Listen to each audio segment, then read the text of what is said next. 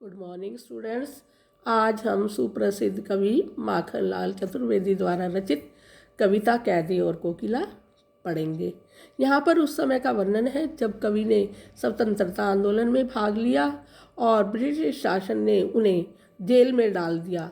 तो जेल में उन्होंने एक कोयल के गीत को सुना और उस गीत से प्रभावित होकर के उनकी जो प्रतिक्रिया हुई उसका वर्णन करते हुए कवि कहते हैं, क्या गाती हो, क्यों रह जाती हो, कोकिल बोलो तो क्या लाती हो, संदेशा किसका है, कोकिल बोलो तो। कवि कोयल को संबोधित करते हुए कहते हैं कि हे काली कोयल, तुम क्या गा रही हो और तुम कुक करके फिर चुप क्यों हो जाती हो। हे कोयल बताओ, तुम किसका और क्या संदेश लाई हो। कोकिल बोलो तो हे कोकिल बताओ, मैं आपकी बात को सुनना चाहता हूँ। ऊंची काली दीवारों के घेरे में अब मैं अंग्रेज़ों के द्वारा बनाई गई जेलों की ऊंची और काली दीवारों के घेरे में बंद हूँ, जहाँ पर डाकू, चोर और लुटेरे आदि रहते हैं। उन्हीं के मध्य मुझे रहना पड़ रहा है। जीने को देते नहीं पेट भर खाना और जेल के अधिकारी मुझे जीने के लिए जो है जिंदा रहने के लिए भोजन तक भी नहीं देते, मरने भी नहीं देते, तड़फ रह जाना। और मैं स्वतंत्रता आंदोलन के लिए अपने आप को कुर्बान करना चाहता हूँ, परंतु मुझे जो है और कुर्बान भी नहीं होने देते, इसीलिए मुझे जो है खिन्न होकर के यहाँ रहना पड़ता है। जीवन पर अब दिन रात कड़ा पहरा। अब मेरे इस जीवन के ऊपर ब्रिटिश शासन का बहुत अधिक कड़ा पहरा लगा हुआ है। शासन है या तम का प्रभाव गहरा, तो इसे मैं क्या शासन कहूँ या उनके अत्याचारों के प्रभाव कहूँ। अर्थात ब्रिटिश शासन जो है बहुत अधिक अत्याचार कर रहा था, तो इसी कारण से लोगों के ऊपर जो है अत्याचारों का गहन अंधकार बना हुआ था। हिमकर निराश कर चला रात भी काली। और कहते हैं कि जो कुछ समय पूर्व आकाश में चंद्रमा उदित हुआ था वह भी अस्ताचल की ओर चला गया है, जिसके कारण से मुझे और भी निराशा अनुभव हो रही है। इस समय कालीमा में जगी तू क्यों आली।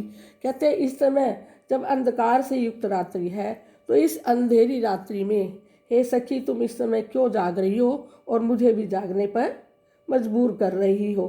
कहने का भाव यह है कि अंग्रेजी शासन के अत्याचारों के कारण ना तो कवि को नींद आ रही है और ना ही कोयल चैन ले पा रही है।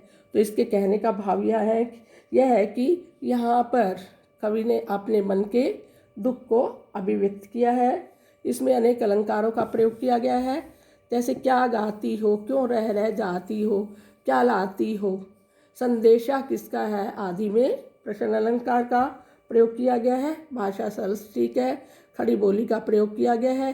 कुछ संस्कृत के शब्दों का भी प्रयोग किया गया है, जैसे हिमकर, तम, कालीमामयी आदि संस्कृत के शब्दों का प्रयोग किया गया है। गेयता का गुण विद्यमान है, मार्मिकता का गुण है। यहाँ आधी रात के समय कूकने वाली कोयल को संबोधित करते हुए कवि कहता है, आरी कोयल क्यों हूक पड़ी, अब तू इस समय आधी रात के समय क्यों चीख रही हो। वेदना बोझ वाली सी और ऐसी कौन सी पीड़ा है जिसके बोझ के नीचे तुम दब गई हो। कोकिल बोलो तो हे कोयल बताओ, लुटा क्या लुटा तुम्हारा किसने, क्या लूट लिया है जो तुम आधी रात के समय बोल रही हो। मृदुल वैभव की रखवाली सी, और तुम तो अपने मृदुल वैभव अर्थात देश की संपत्ति आदि और अपनी मधुर वाणी की जो है सुरक्षा करती हो।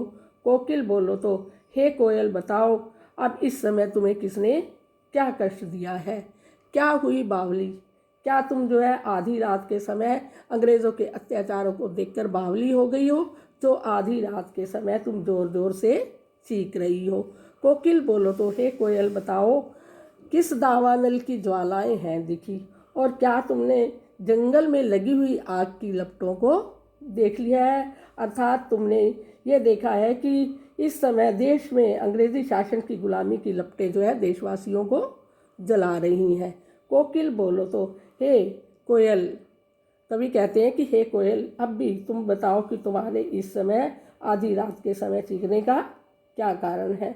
तो यहाँ पर हम ये बताएंगे कि आधी रात के समय चीखने वाली कोयल से कवि प्रभावित है और वह भी देश के लोगों को स्वतंत्र कराने के लिए तत्पर है। शब्द चयन बड़ा सार्थक सटीक है। यहाँ पर भी प्रश्नालंकार आदि का प्रयोग किया गया है। रखवाली सी में उपमा अलंकार है, क्या हुई बावली में प्रश्न अलंकार है। कुछ संस्कृत के शब्द हैं जैसे कोकिल, धावा, नल आदि संस्कृत के शब्दों का प्रयोग किया गया है। खड़ी बोली है, करुण रस है और भाषा सरल स्पष्ट है। बच्चों, तुम्हें ये दोनों पैराग्राफ समझ आ गए होंगे।